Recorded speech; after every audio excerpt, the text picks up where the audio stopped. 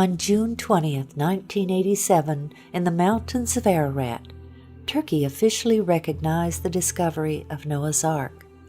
Located on a mountainside about 15 miles south of the volcanic Mount Ararat, the remains of the massive ship were dedicated during a special ceremony. Guest of honor was Ron Wyatt, due to his 10 years of research at the site. The story began in 1957 during the Cold War, when aerial photos taken of eastern Turkey while searching for Soviet missile bases revealed a strange boat-shaped formation in the mountains about 6,300 feet above sea level. Life magazine reported on the story after an expedition from the United States went to the site in 1960. Blowing holes in the strange formation, the members of the team came away with the conclusion that there was nothing there of any archaeological interest. Ron Wyatt, like many others, read the story, but he was of the opinion that the site needed further exploration. There had been many claims of seeing Noah's Ark on the volcanic Mount Ararat, but Ron knew that it was a stratovolcano, and he believed that nothing would have been able to survive there. He noted the biblical account of the location of the ark. And the ark rested in the 7th month, on the 17th day of the month, upon the mountains of Ararat. Urartu, the biblical Ararat, was a large region in eastern Turkey. This location was certainly feasible. But the factor that captured his interest the most was the length given in the Life magazine story. 500 feet. Most people were looking for a 437-foot Noah's Ark based on the Hebrew cubit, but Ron again went to the Bible to learn more. And Moses was learned in all the wisdom of the Egyptians. Moses was the author of the Genesis account of the flood. He would have known the cubit of the Egyptians. The Hebrew cubit didn't come into existence until there was a Hebrew nation after Moses' death. The Encyclopedia Britannica stated, "The Egyptian cubit is generally recognized as having been the most ubiquitous or universal standard of linear measurement in the very ancient world. The royal cubit equals 20.62 inches. This would mean Noah's Ark was much longer than 437 feet. 17 years after the Life magazine article, Ron finally made the journey to Turkey. When he saw the boat-shaped object, he saw that it looked just like it did in 1960, and he knew he would need permission to excavate in order to learn anything about what was beneath the surface. So he returned home and enlisted a number of friends to help him pray for an earthquake to reveal more. In late 1978, he learned of an earthquake in eastern Turkey and returned in August of 1979. When he arrived, he was overwhelmed by what he saw. The earthquake had dropped the soil around the object, and a large crack extended the entire length. He could see what looked to him like the remains of decayed rib timbers along the now exposed sides. Also, he was able to measure the depth of the debris and measure the length. It was 515 feet, or exactly 300 Royal Egyptian cubits. He was now convinced. He carefully combed the surface, looking for evidence that it was a shipwreck. He saw what he believed were petrified structures of an ancient ship whose deck had collapsed. He saw what looked like deck joists and deck support timbers. Of particular interest was the fact that the ship appeared to be impaled on a large outcropping of limestone. He concluded that this indicated that the ship had slid into the rock from another location. Before he made his first trip to Turkey, he had done an experiment in a nearby lake, building mountain configurations out of rocks and floating a boat model by them to see the reaction of the boat. He noted that a crescent shape caused the water to pull the boat into the crescent where the boat remained and gently floated. The present location did not fit with the results of that experiment, so Ron decided to examine the area above the boat shape. The site was in a moving mud flow, so he followed the mud flow up the mountainside. About 1.5 miles up, he found a crescent shape of mountains. He saw that the mud flow began up here. When he arrived near the top of the ridge, he found an ancient stele, like an ancient billboard, which depicted the boat shape, the familiar mountain ridge, several birds, and 8 faces within the boat shape. Clearly, this was a reference to the ship of Noah and its 8 survivors. He noticed a taller mountain peak on the stele that was no longer visible from that location. He concluded that it was a small volcano that had erupted long after Noah's Ark had landed, and that it had carried the ship down the mountainside about 1 mile, where it was impaled on the limestone outcropping, then covered in lava. The lava then encased the ship like a time capsule. The volcano then collapsed after expending its lava and was no longer visible. He then theorized that as the lava began to decay, water seeped in and allowed the remains to be petrified or fossilized by the process called mineral replacement. Molecule by molecule would be washed away from the remains and replaced by molecules from the objects and substances above it. As he examined the area within the crescent shape, he found a large section, 120 by 40 feet, approximately, of what appeared to be fossilized wood in the ground. He believed this to be the bottom of the ship, the original landing site. His conclusion was that when the floodwaters subsided, the ark sank into the muddy earth. This held the ship upright. Then God sent the wind to dry the face of the earth. The portion of the ship that sank into the mud was now firmly embedded in the ground. Many years later, when the lava carried the ship down the mountain, the main body of the ship was ripped loose. Only this section remained in their original location. Around this area that Ron believed to be embedded petrified wood, he found specimens of rock which looked very unique to him. He took several samples, along with several specimens from the boat shape below. Back home, he sent them for analysis. The results showed organic carbon, which indicated that the samples were consistent with decayed and fossilized wood. They also contained metals such as iron and aluminum. The analysis of the strange-looking rock Ron had found about 1.5 miles above the site by the bottom of the ship was clearly the most exciting. His initial analysis had shown it to be metals and not rock. In 1984, Ron met and became friends with Colonel Jim Irwin, the former astronaut. Colonel Irwin was searching for Noah's Ark on Mount Ararat, but he was very gracious and was interested in seeing the boat-shaped site. Ron had brought a metal detector to the site to see if there was a pattern of metal readings. In the presence of Colonel Irwin and others on his team, Ron employed the detectors. He found distinct metal lines down the entire length of the object, while no metal readings were obtained just outside of it. Ron asked Colonel Irwin, who had impressive scientific community connections, if he could have the strange specimen tested.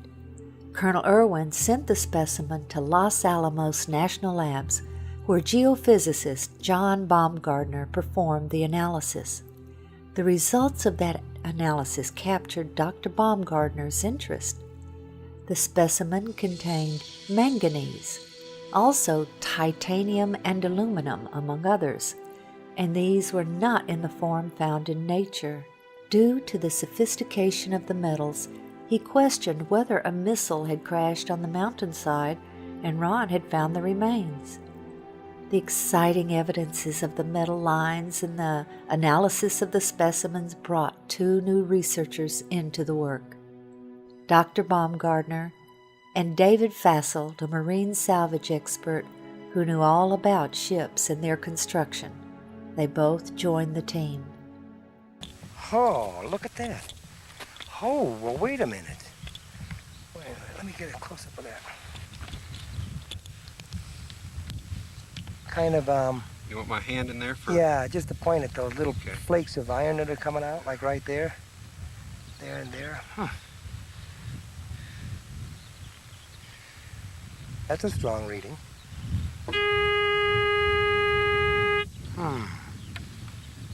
Well, I'd save that those frames right there. okay.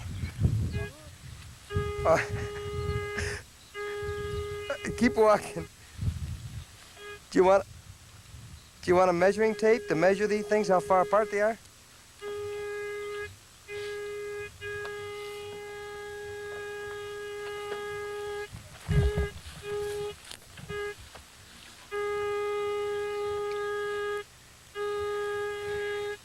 John, as a scientist,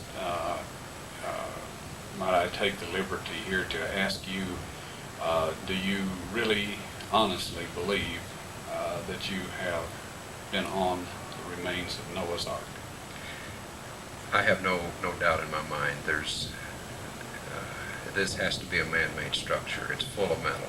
The metal has a regular pattern to it, and the size of the thing and the shape of the thing is such that it's almost certainly a large boat.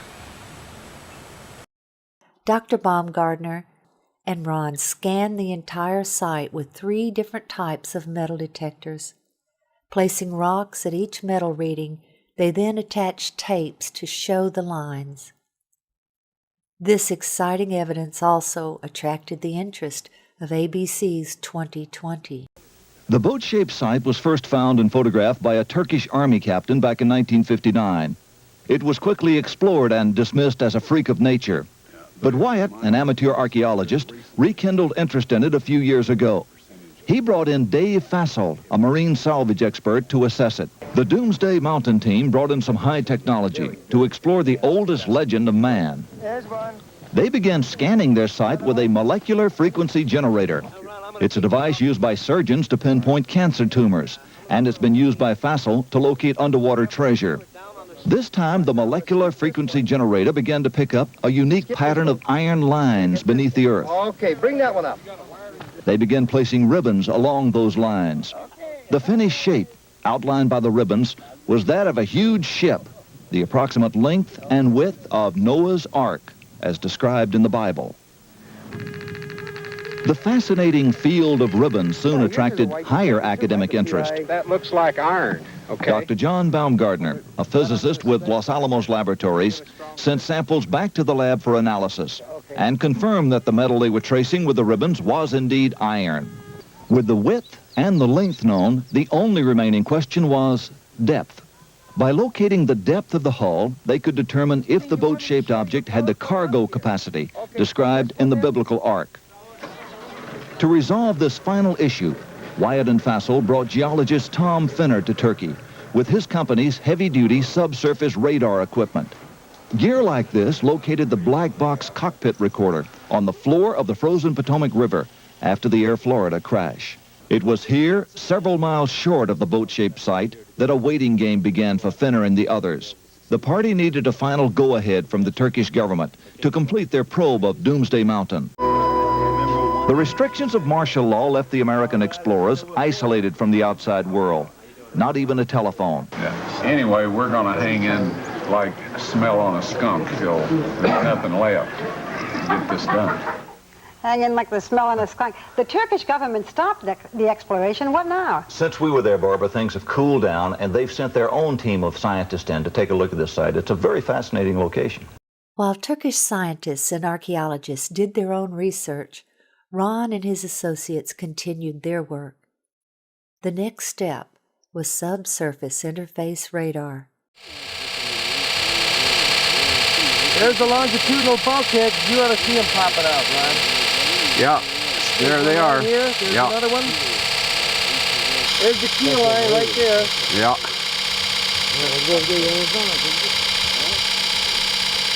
Oh, Ron, the lines are there! The lines are there. Okay, we're gonna walk over, Yeah. take a look. Leave it running so everybody knows that we're not cheating here, right? You got it, Toby. Okay. Now, this is the west bulkhead. Okay, can you look through there and... All right, This is the west bulkhead. all right. That was over there. And he walked easterly. Here we start getting the longitudinal bulkheads. Here, here, here, here, here, here, here, here. Okay. Here. You see there how it shows up? All right. The initial scans were very impressive, showing internal structure consistent with bulkheads and rooms. But to be sure they were interpreting the data correctly, Ron took the scan printouts to Geophysical Survey Systems, the developer and manufacturer of the radar. This data does not represent natural geology. It's a man-made structure. These reflections are occurring very periodic, too periodic to be random natural type interface. There was no longer any doubt that this was the remains of something man-made. In late 1986, the Turks announced their decision. The ceremony was set for June 1987. During that ceremony, the governor asked Ron to demonstrate the radar on site for the journalists and military officials. When Ron showed them a readout that he said looked like an intact timber, the governor then instructed a soldier to dig right there. What emerged was this petrified section of fossilized hand-wrought timber. Sectioning showed it to be laminated wood, 5 layers of timber glued together with pitch, clearly visible oozing from the end. This fossilized specimen shows that rivets were used in its construction. Their analysis showed that they contained iron, titanium, and aluminum, among other things, very sophisticated alloys that would be resistant to water.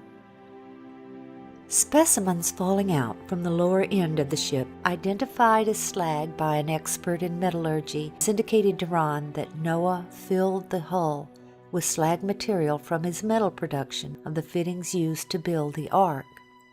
More complete radar scans revealed a ship, although damaged and collapsed in places, of very intelligent, modern design with a ramp system at the door which led to each level.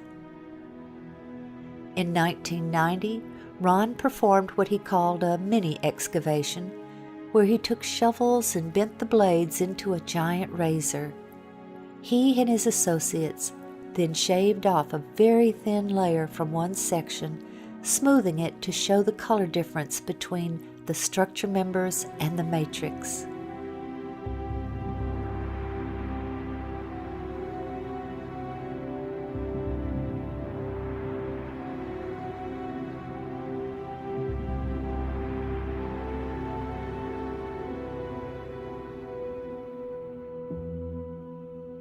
By faith, Noah, being divinely warned of things not yet seen, moved with godly fear, prepared an ark for the saving of his household, by which he condemned the world, and became heir of the righteousness which is according to faith.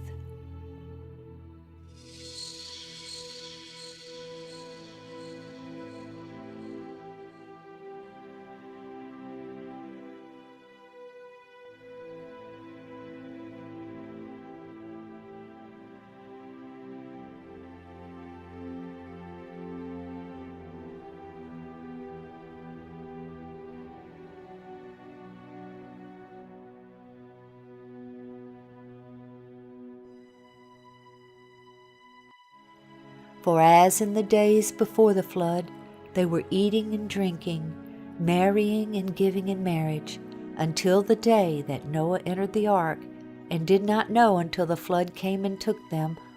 So also will the coming of the Son of Man be.